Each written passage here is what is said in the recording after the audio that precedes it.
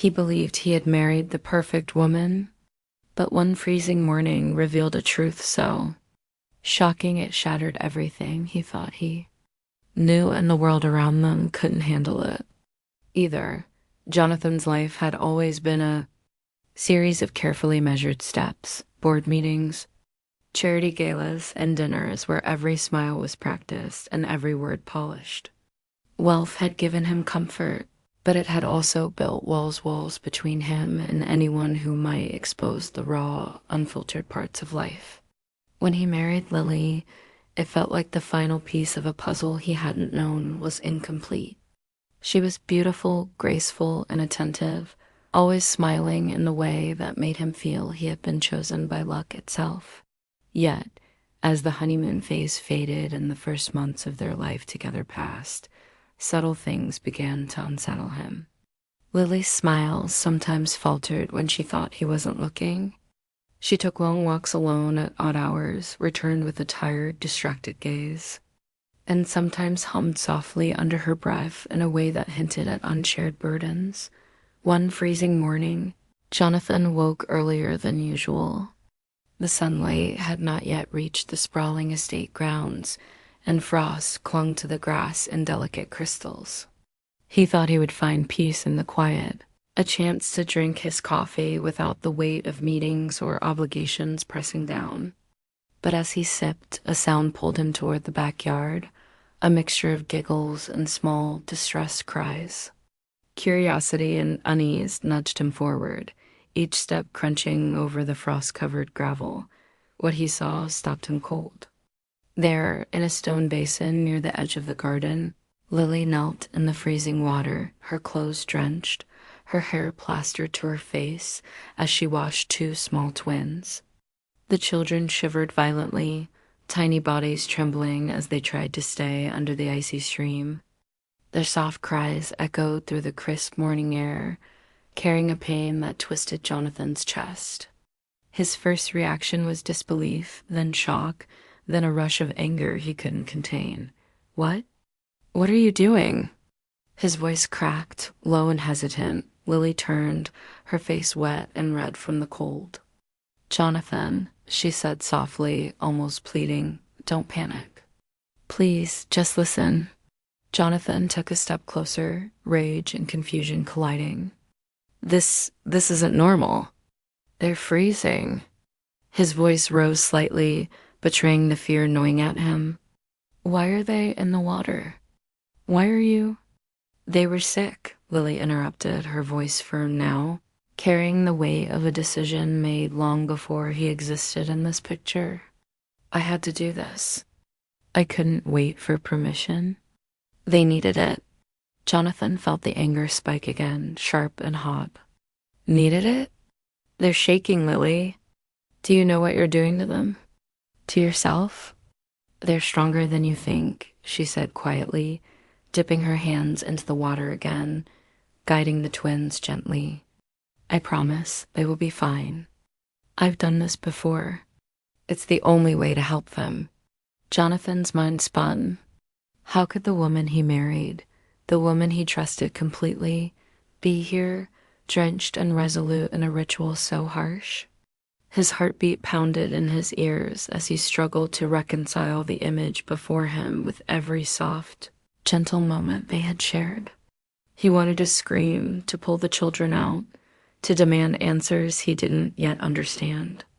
Yet something in Lily's eyes held him back, an unspoken plea, a quiet certainty that challenged his assumptions. Where did they come from?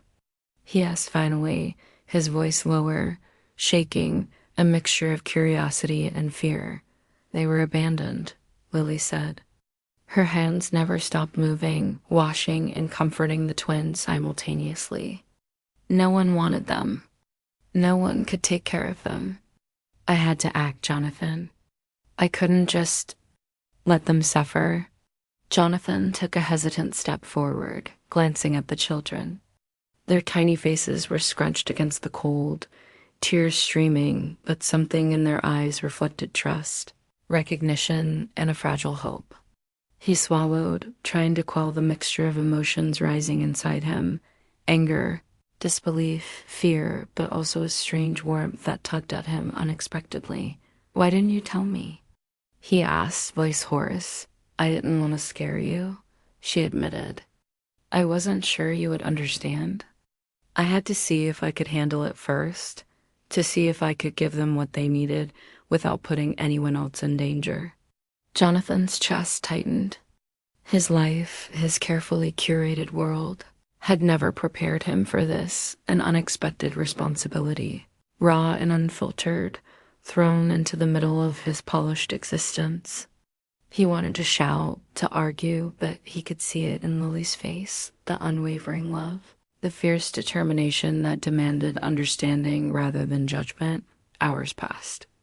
The twins, now clean and bundled in warm blankets, lay shivering in Lily's arms, and Jonathan's anger softened to a complicated blend of awe and fear.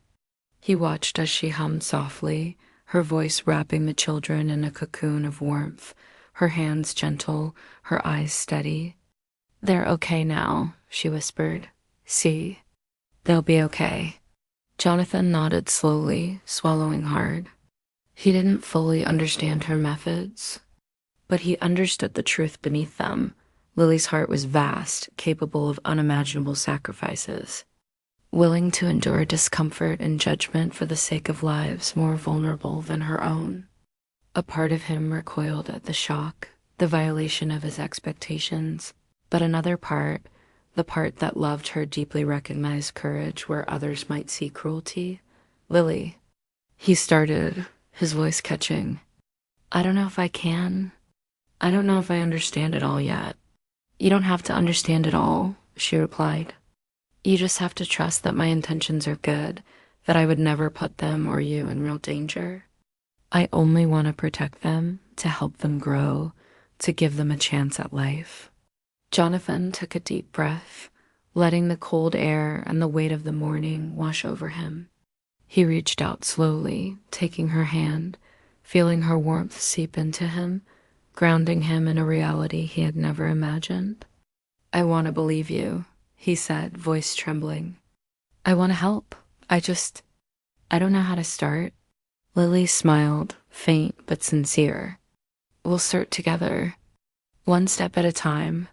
The morning light grew stronger, illuminating the frost and the small basin where the twins had shivered moments before. Jonathan looked at the children, their eyes wide and trusting, then at Lily, resolute and steadfast. In that moment, he realized that perfection was an illusion. Real life was messier, more complicated, but also more beautiful. And perhaps, just perhaps, he was ready to step into a world that demanded heart over comfort, courage over convenience, and love over everything else, for the first time in his life. Jonathan felt the fragile edges of his perfect world shift, not with fear, but with possibility. The future was uncertain, terrifying even, but alive, and for the first time, he understood that some truths, no matter how shocking, were worth embracing. The days following that morning were heavy with silence and tension. Jonathan found himself pacing the expansive halls of the mansion, the twins' laughter echoing faintly from the nursery, a sound that should have been joyful but now carried a weight of responsibility he hadn't anticipated. He watched Lily move through her day with a quiet intensity, her hands constantly busy, her eyes alert, as though she carried not only her own burdens but the weight of the twins' fragile lives. Every glance she gave them was layered with affection and vigilance, each touch gentle but purposeful, almost ritualistic. Jonathan couldn't shake the image of the icy water and the shivering children. It haunted him, demanding answers he didn't know if he was ready to hear. Finally, one evening, he confronted her. The twins were asleep, bundled in soft blankets, their small chests rising and falling in rhythm. Jonathan leaned against the doorway, arms crossed, voice tight with a mixture of anger and fear.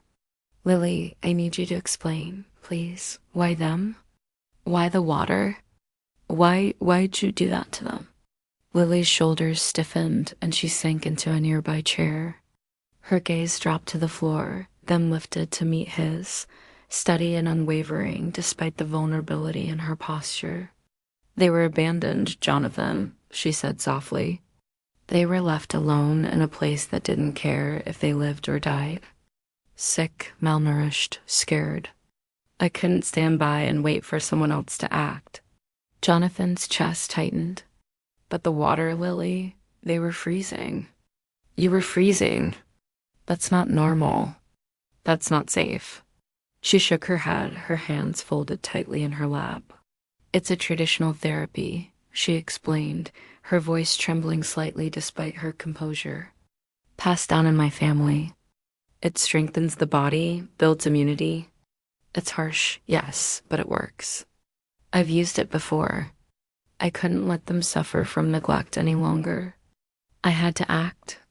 Jonathan ran his hands through his hair, frustration and helplessness battling within him. I don't know if I can understand it," he admitted, voice low. "It feels cruel, unnatural." Lily leaned forward, her eyes glistening with the hint of tears, but her expression firm. "I know it looks that way. From the outside, it's shocking. But you have to trust me. I would never harm them. Not physically, not emotionally. I only wanted to give them a chance at life. I only wanted to love them when no one else would." Jonathan sank into a chair opposite her, feeling the enormity of what she carried settle like a weight on his shoulders. He thought about his carefully structured life, the predictable schedules, the curated comfort, and realized none of that mattered in this new reality. See the depth of her devotion? Every line on her face, every careful movement with the twins, told a story of tireless care and relentless dedication. Days turned into weeks. And Jonathan's skepticism slowly began to waver as he observed Lily's unwavering commitment. She woke before dawn to prepare nourishing meals, stayed up late to soothe the twins through nightmares, and never complained despite exhaustion etched into her face. The twins responded to her love, their shyness melting into smiles, their fear replaced by trust. Jonathan saw the transformation, subtle but undeniable, and it forced him to question his own definitions of normal, right and wrong. One night, after the children had finally fallen asleep, Jonathan found Lily in the nursery, whispering softly to them, her hands stroking their hair, her body bent protectively over their small forms. He watched, silent, until she noticed him standing in the doorway. "I can't sleep," she admitted, her voice soft. "Not when I think of how close they came to being forgotten. I keep thinking about the first night I brought them home, how fragile they were, how terrified. I couldn't rest knowing they were out there alone."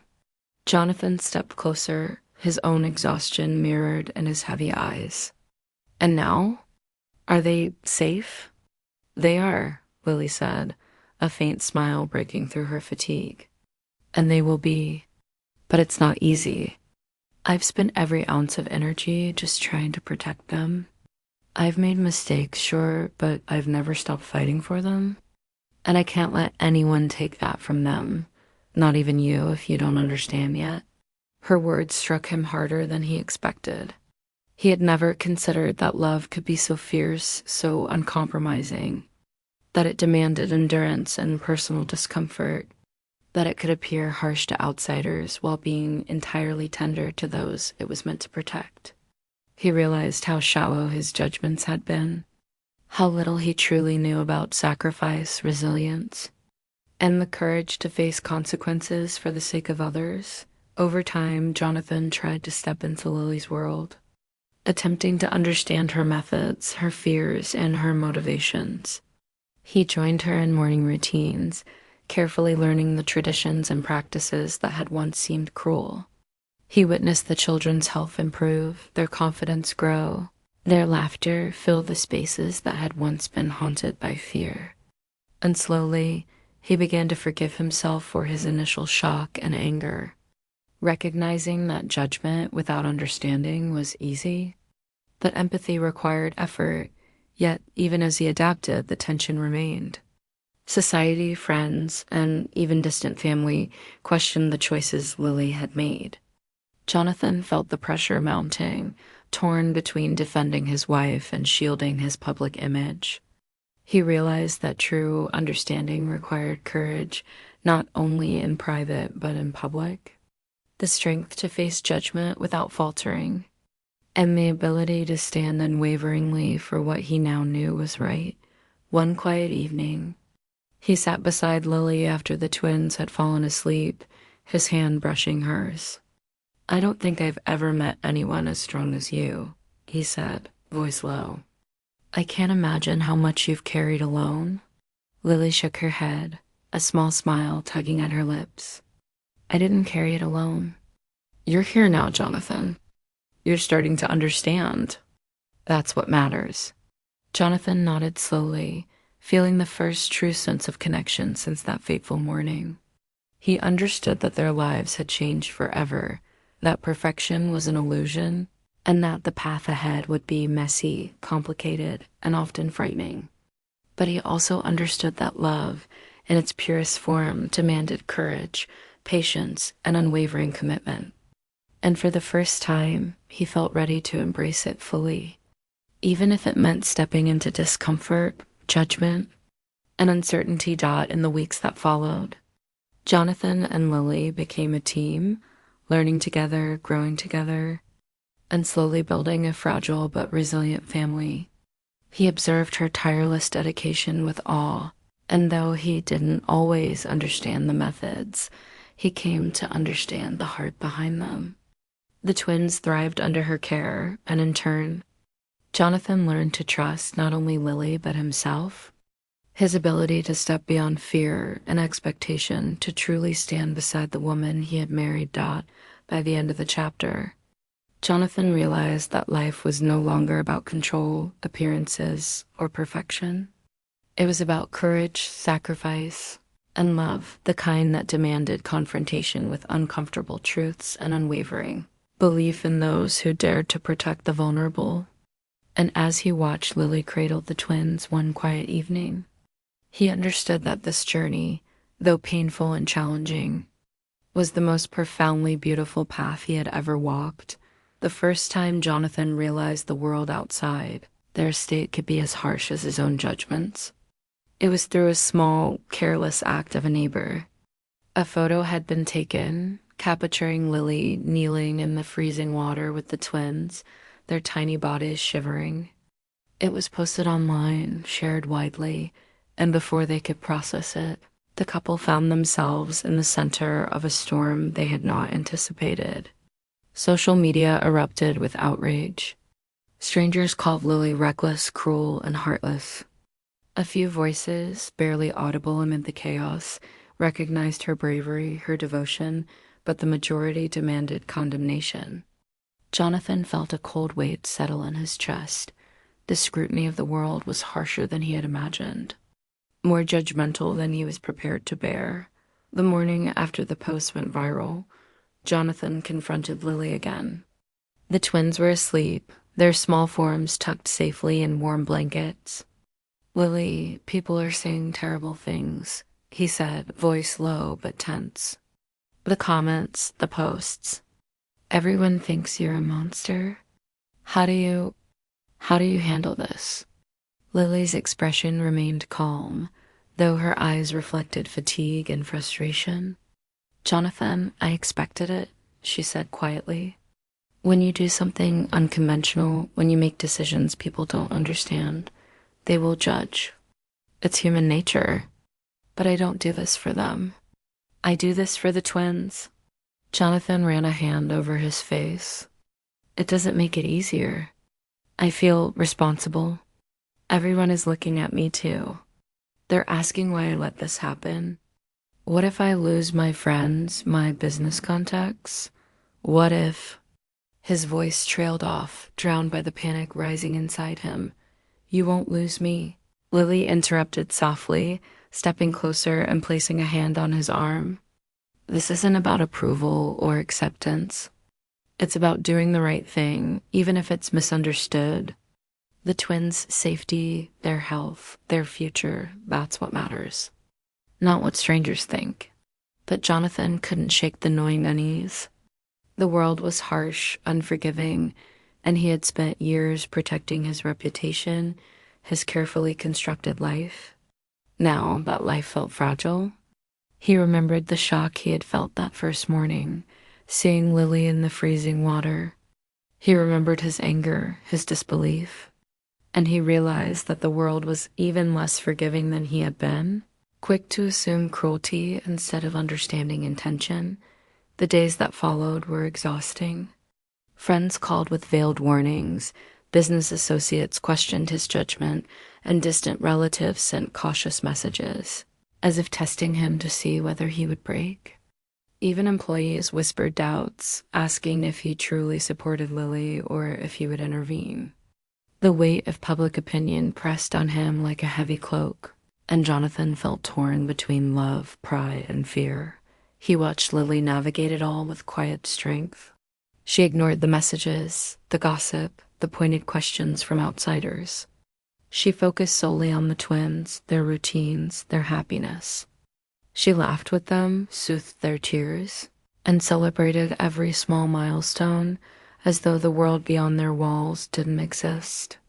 And slowly, Jonathan began to learn from her. One afternoon, he found her sitting in the nursery, the twins giggling at her antics as she made funny faces, singing nonsense songs to keep them entertained.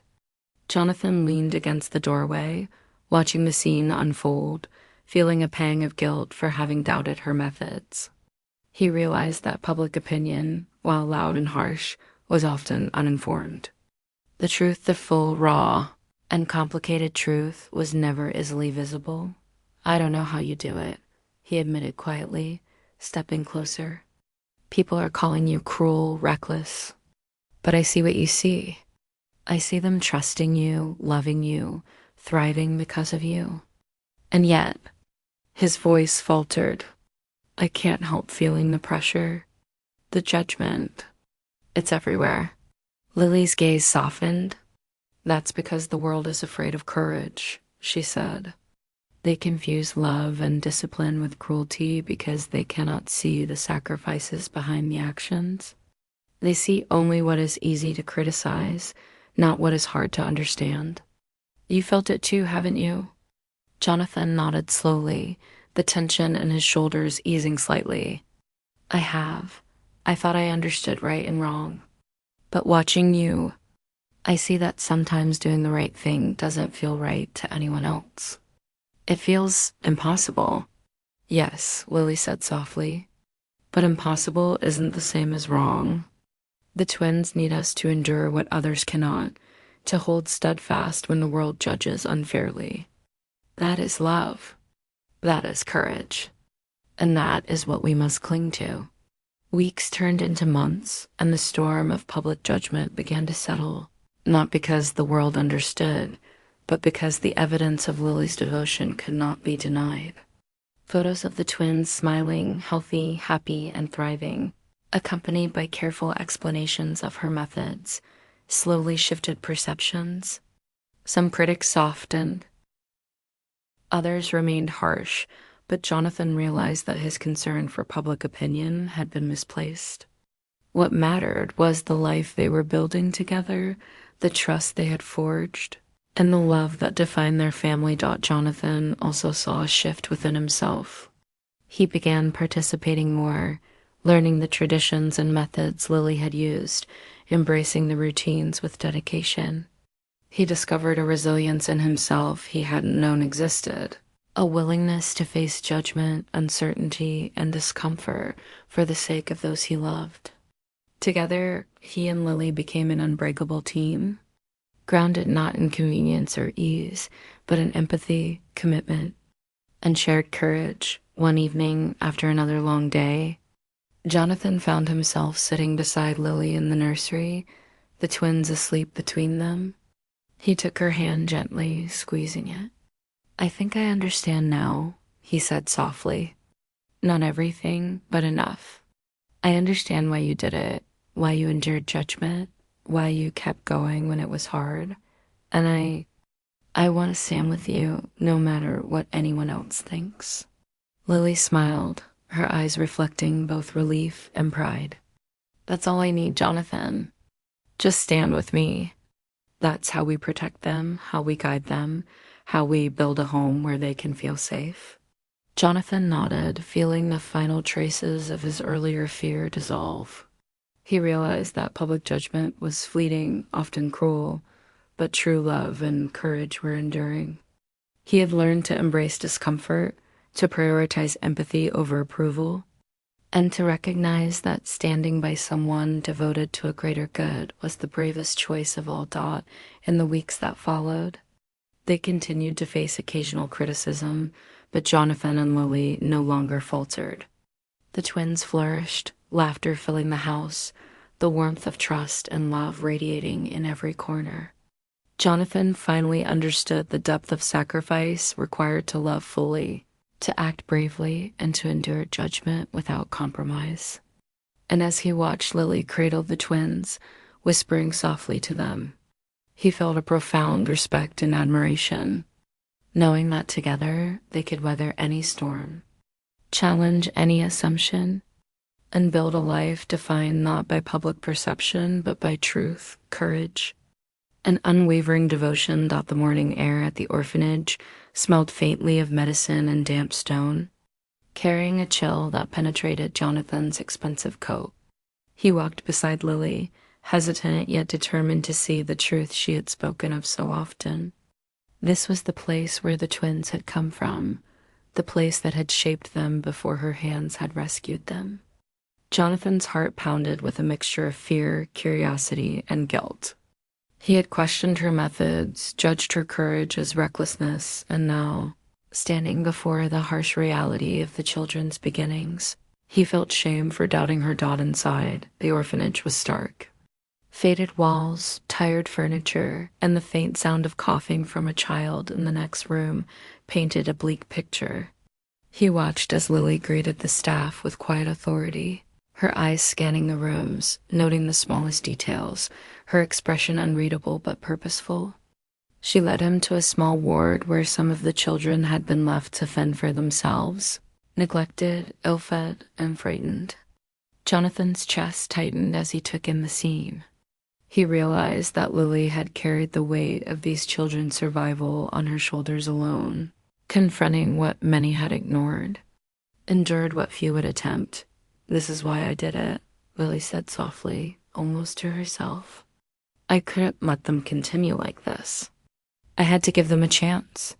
Jonathan nodded slowly, his throat tight. I understand now," he said quietly. "I thought I was protecting them by being angry, by being shocked. But you carried everything yourself. You saved them." Lily looked at him, eyes glistening with unshed tears. "I saved them with the only tools I had, and I had to be harsh sometimes. I had to be firm. I had to risk judgment, even from you. But I did it because I loved them, because someone had to." Jonathan reached for her hand, his own shaking slightly. He had never felt such a profound mixture of awe and remorse. "I judged you," he admitted. "I didn't understand. I see it now. The twins, everything you did, it wasn't cruelty. It was love. Fierce, unyielding love." They walked together through the orphanage, meeting children who blinked cautiously at their presence. Some smiled tentatively, sensing kindness, while others stared, unsure what to expect. Jonathan noticed how Lily's calm, gentle demeanor transformed the atmosphere. Her voice was soft but confident, her hands steady and reassuring. Children who had cowered in fear began to approach, their trust growing in response to her patience and consistency. He realized that every act she had taken, no matter how shocking it had seemed, was part of a broader tapestry of care, resilience, and protection. Jonathan's perspective shifted dramatically that day. He understood that courage often looks harsh to those who cannot see the full story. He saw how much effort it took for Lily to maintain her composure, to provide for the children, and to protect them from harm. He recognized the strength required to face the world's judgment without flinching, to act decisively when inaction would have meant suffering, and to carry the burden of responsibility alone. By the time they returned home, Jonathan felt a sense of clarity and purpose he had never known. The twins greeted them with laughter and small hugs, their trust in Lily and now in him unshakable. Jonathan bent down, taking one of the twins' tiny hands in his own, and felt an unexpected warmth spread through him. "I'm sorry," he whispered, "for doubting you, for questioning your methods. I see it now. You've done more than I ever could have imagined." Lily smiled faintly, resting her head against his shoulder. "You didn't understand yet. That's all. Now you do. And that's what matters." Weeks passed, and the world outside gradually learned the full story. News outlets, initially scandalized, began to present a fuller picture of Lily's courage, her methods, and the transformation of the twins. Public criticism faded as truth prevailed. People began to see her not as a heartless disciplinarian, but as a brave woman willing to confront discomfort, judgment, and fear to protect vulnerable lives. Jonathan felt relief, but more importantly, he felt pride in Lily, pride in himself for standing by her, and pride in the life they were building together. Life at home settled into a new rhythm. Jonathan and Lily worked together seamlessly, balancing care, play, education, and emotional growth for the twins. He joined her in every task, no longer hesitant, no longer fearful of judgment. He learned the subtle ways to soothe the children, the importance of routines, and the power of firm yet loving guidance. And in doing so, he discovered aspects of himself he hadn't known existed, a capacity for patience, empathy, and resilience that mirrored Lily's own remarkable strength. One evening, as snow began to fall gently outside, Jonathan watched Lily tuck the twins into bed. Her movements were tender, precise, filled with the kind of love that demanded attention. She kissed their foreheads, whispered words of encouragement, and lingered until they slept peacefully. Jonathan approached, placing a hand on her shoulder. "They're thriving," he said softly, "because of you, and because we're learning together." Lily turned, her eyes reflecting the warm glow of the nursery lights. "They're learning to trust, to love, and to feel safe. And we're learning to do the same. Life isn't about perfection, Jonathan. It's about courage, empathy, and the willingness to stand for what's right, even when it's hard. Even when the world doesn't understand." Jonathan nodded, tears brimming in his eyes. He realized that life was no longer about wealth, appearances, or control.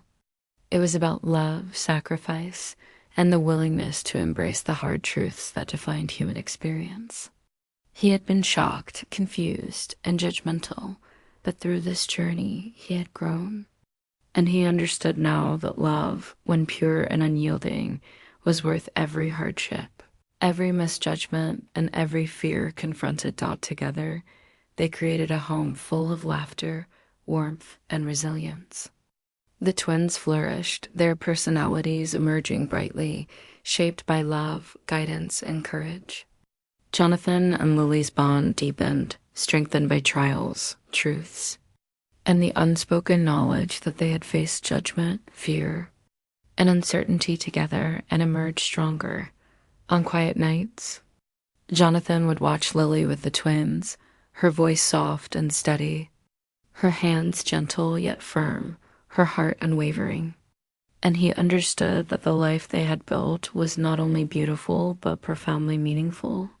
The world might never fully grasp the sacrifices made, the decisions taken, or the courage displayed, but they had lived it, they had faced it, and they had loved fiercely through it. As he held Lily's hand that night, Jonathan whispered, "We did it. We faced it, and they're safe, happy, loved." Lily smiled, resting her head on his shoulder. "Yes, Jonathan, and that's what matters." The house was silent, the twins asleep, the snow falling softly outside. For the first time, Jonathan felt complete understanding, true peace, and profound gratitude. Their journey had been difficult, shocking, and full of public scrutiny, but it had also revealed the resilience of the human heart, the courage inherent in love, and the power of standing unwaveringly for what is right. And as the warmth of the nursery embraced them, Jonathan knew that together they could face anything, protect anyone, and love without hesitation. Life, imperfect and challenging as it was, had finally found its rhythm, defined not by wealth or appearances, but by courage, truth, and love.